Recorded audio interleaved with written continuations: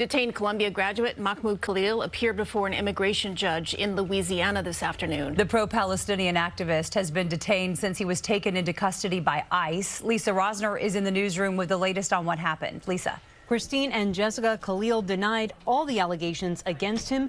The judge says the Department of Homeland Security has until 5 p.m. tomorrow to provide evidence that Khalil should be deported, or else she'll drop the case.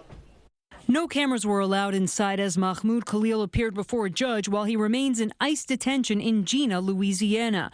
Khalil, a green card holder, became a leader in Columbia's pro-Palestinian movement on campus and was detained last month. He has not been charged with a crime, but federal officials have said he led activities aligned to Hamas, a terrorist organization.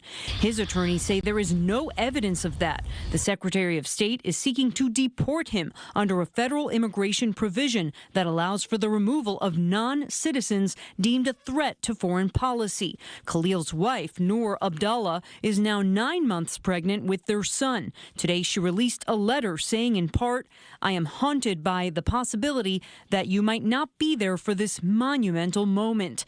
I have no doubt that when you are finally released, you will raise your hands in the air chanting Free Palestine."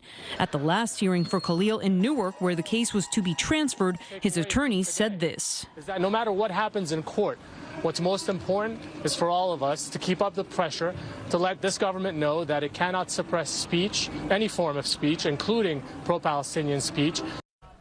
And this past Friday, Khalil wrote an op-ed in the Columbia Spectator accusing the school of being complicit in his, quote, abduction. Khalil's attorneys told the judge he has not received a single document in response to his request for evidence. So again, the judge said if the government can't produce justification for removing him, then she will terminate the case Friday. His attorneys say they are debriefing as we speak and will update us with comment soon. Live in the newsroom, Lisa Rozner, CBS News, New York. All right, Lisa, thank you for that update.